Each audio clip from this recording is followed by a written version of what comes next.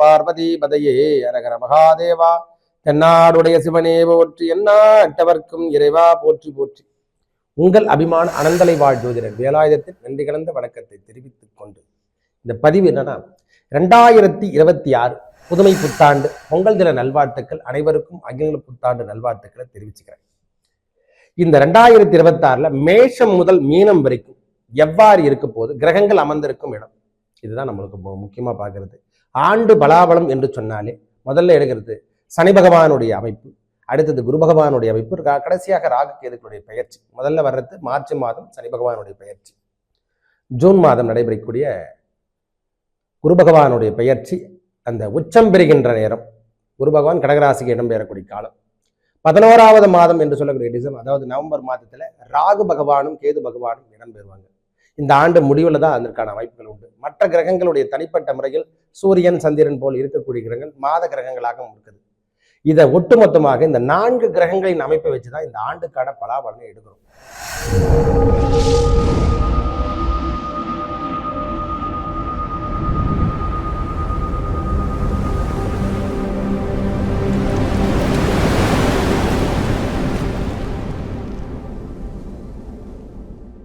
ஜோதிடர் அனைவருக்குமே இதை தான் சொல்ல முடியும். இந்த கோச்சார ரீதியாக வரக்கூடிய பலாபலங்கள் ஒரு மனிதனுடைய வாழ்வில் ஒரு 50 பாகங்கள் முழுமை அடையும் என்று சொல்ல முடியும். இதெல்லாம் தசாபுத்தி தான். நன்றாக இருந்தால் இந்த வாழ்க்கை தரம் உயர்ந்து காணப்படும். மேஷம் முதலாகட்டும் மீனமாகட்டும் எல்லாருக்கும் தசாபுத்தி நன்றாக இருந்தால் இது சப்போர்ட் பண்ணும்.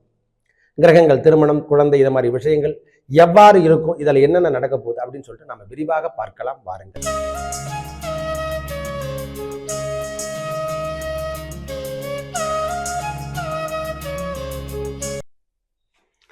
வணக்கம். எனது அன்புள்ளம் கொண்ட, அதாவது நிமிர்ந்த நடை நேர்கொண்ட பார்வை என்று சொல்லக்கூடிய வார்த்தைக்கு அர்த்தத்தை கொடுக்கக்கூடிய ராசியில முதன்மை ராசி என்று சொன்னால் அது மகரத்தை குறிக்கும். இந்த 2026 புதுமை புத்தாண்டு நம்ம வாழ்க்கையில ஒரு நெறிப்படுத்துமா, வாழ்க்கையை ஏற்றி தருமா, ஏணிப்படிகள் வைக்குமா என்று சொல்லுவாங்க. இது அனைத்தையும் தருகின்ற ஆண்டு என்று சொன்னால் மிகைப்படுத்த முடியாத. மார்ச் வரைக்கும் கொஞ்சம் பொறுமையை கடைபிடிங்க. வாழ்க்கையில நீங்க என்னென்ன பின்தங்கி போயிருந்தீங்களோ, உங்களுக்கு அடையாளம் தெரியாத வாழ்க்கை, நான் வாழ்கின்ற வாழ்க்கையில எதுவுமே அடையாளமே இல்லை, நான் புலிவாவே இல்லை சுவாமி, எல்லாமே விரயம் ஆயிடுச்சு, நான் செய்கின்ற வேலையில எல்லாமே விரயம் சார்ந்த விஷயங்கள் மட்டுமே. இனி விரயம் சார்ந்த விஷயங்களும் உண்டு, வரவு சார்ந்த விஷயங்களும் உண்டு, உயர் மதிப்புகளும் உண்டு. எழுதி வச்சுங்கய்யா.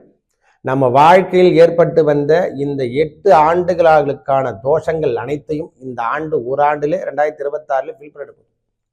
கிடைக்காத பொருள்கள், என்னென்ன விஷயங்கள் உங்களுக்கு தடைபட்டதோ, வேலை வாய்ப்பு, திருமணம், குழந்தை, என்னென்ன விஷயத்தை தடைபட்டதோ இவை அனைத்தையும் கொடுக்கும். வீடு, வண்டி, வாகனங்கள் அனைத்தையும் கொடுக்கும்.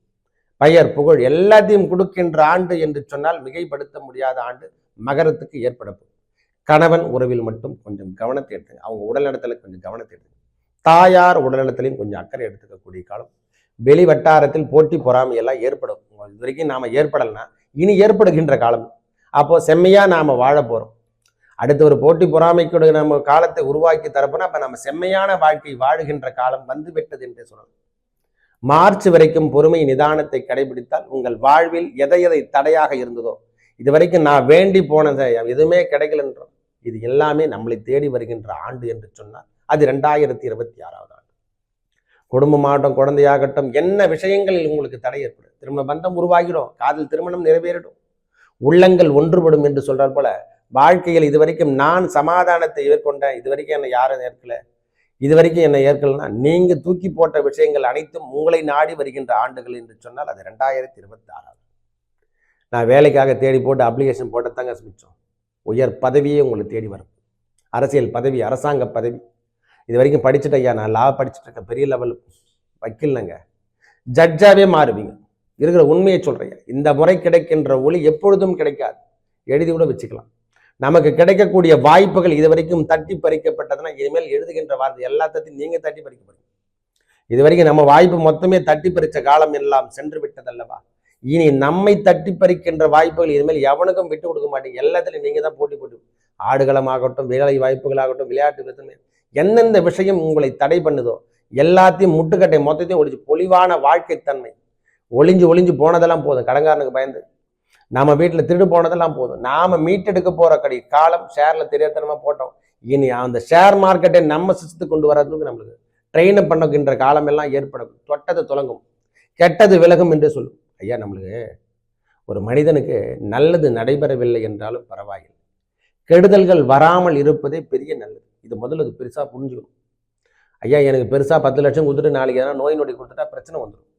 ஆனால் அந்த 10 லட்சத்துக்கு பதிலாக ஒரு 2 லட்சம் கொடுத்துட்டு எனக்கு நிம்மதியான வாழ்க்கை, நிம்மதியான உடம்பு, அதாவது நோயில்லாத அமைப்பை நாம் கொடுக்கின்ற ஆண்டு என்று சொன்னார் இந்த 2026வது ஆண்டு எல்லாமே உங்களுக்கு success the life. The success the life என்று சொன்னால் அது இனி மகரத்துக்கு மட்டுமே பொருந்தும்.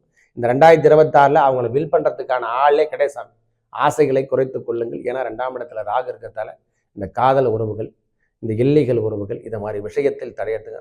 அதிகப்படியான வருமானத்தை ஷேரில் போடுறது, தன்னுக்கு தெரியாத இடத்துல போடுறது, அதாவது சிட் ஃபண்டு போடுறது, இந்த மாதிரி விஷயத்தெல்லாம், இந்த காயின்ஸ்லாம் வருதுங்க, பிட் காயின்ஸ், தெரியாதனமாக கூட எதுவுமே போட்டுடாதீங்க. தயவு செய்து நேர்மை நீதியோடு இருங்க. உங்கள் புகழாகட்டும், உங்கள் உள்ளமாகட்டும், இனி வீடு, வண்டி, வாகனங்கள், வசதி, அரசியல் செல்வாக்கு, அரசியல் வேலை, என்னென்ன விஷயத்தை நாம் தடைபெற்றதோ அது அனைத்தும் டிராவல்ஸ்லேருந்து எல்லா டிபார்ட்மெண்ட்லையும். ஏன்னா 7ஆம் அதிபதி சந்திரன் என்பதால் இந்த உங்கள் வாழ்க்கையில் மருத்துவம் முதல் கொண்டு என்னென்ன வேலையில் பொதுத்துறை நிறுவனத்தில் ஒர்க் பண்ணுற அனைவருக்கும் ப்ரமோஷன் நிரந்தரம் என்று சொல்லலாம். ஒரே வார்த்தை, நம்மளை இனிவரைக்கும் அங்கீகரிக்கப்படவில்லை என்றால் இனி அங்கீகரிக்கின்ற காலம் என்று சொன்னால் அதை மிகைப்படுத்த முடியாத அமைப்பை இந்த மகர ராசிக்காரங்க உள்ளத்தில் இருக்கக்கூடிய தெளிவான வார்த்தை இது வரைக்கும் உறக்க சொல்ல முடியல. வீட்டில் குடும்பத்தில் அத்தனை பேர் இருக்காங்க, என்னால் சொல்ல முடியல, என்னுடைய கஷ்டத்தை சொல்ல முடியல. இனிமேல் நீங்கள் சொல்லுகின்ற வார்த்தை வேத வாக்காக மாற்றுகின்ற அளவுக்கு நீங்கள் பெரிய உயர்ந்த இடத்துக்கு செலவு, அவங்கள பார்த்து வாழுங்க அப்படின்னு சொல்லுவாங்க. அவர் எவ்வளோ கடுமையான சூழ்மையாக இருந்தாலும் அவர் நேர்மையோடு வாழ்ந்திருக்காரு, அவரை பார்த்து வாழுங்க அப்படின்னு சொல்கிற அளவுக்கு நம்மளுடைய பெயரும் புகழும் உயர்ந்து காணக்கூடிய ஆண்டு என்று சொன்னால் அது 2026வது ஆண்டு. மிகைப்படுத்த முடியாது. வாழ்க்கையில் வெற்றி பெறுகின்ற ஆண்டு என்று சொன்னாலும் அது மிகைப்படுத்த முடியாது. குடும்பத்தில் ஏற்படுகின்ற சொங்கநிலங்களை நீக்கக்கூடிய ஆண்டு என்று சொன்னால் அது 2026வது ஆண்டு. மிகைப்படுத்த முடியாத ஆண்டாக, அதாவது லட்சம் கோடி வருதுன்னு சொல்கிறத விட தப்பு. இருக்கின்ற வாழ்க்கையை செம்மையாக வாழ்ந்த கடன் பிரச்சனை, நோய் பிரச்சனை இல்லாமல் நான் வாழ்வேன் என்று சொல்லக்கூடிய தன்னம்பிக்கை பெருகும். இது வரைக்கும் நான் எல்லாருக்கும் பயந்து போனேன், இனிமேல் எல்லாருக்கும் நான் பயப்பட தேவையில்லை. நிமிர்ந்த நடையோடு செல்வேன், நேர்கொண்ட பார்வையை செல்வேன். என்னுடைய காதலும் சரி, என் அன்பும் சரி, என்னுடைய கணவருக்கும் என் அன்பு சார்ந்த இடத்துக்கு மட்டுமே தெரிவிப்பேன். என் குழந்தைகளை பராமரிப்பேன், அவங்களுக்கு திருமண பாக்கியம், இதை மாதிரி எல்லா நற்பலங்களும் நற்செயல்களும் நம்ம குடும்பத்தில் சுப நிகழ்ச்சிகளும் நடந்து வண்ணம் காணக்கூடிய ஆண்டு என்று சொன்னால் அது 2026வது ஆண்டு. நம்ம புதுமை புத்தாண்டு என்று சொன்னால் அது மகரத்துக்கு மட்டுமே ஒதுக்கப்பட்ட ஆண்டாக அமைய போது நல்லதே நடக்கும். நன்றி, வணக்கம்.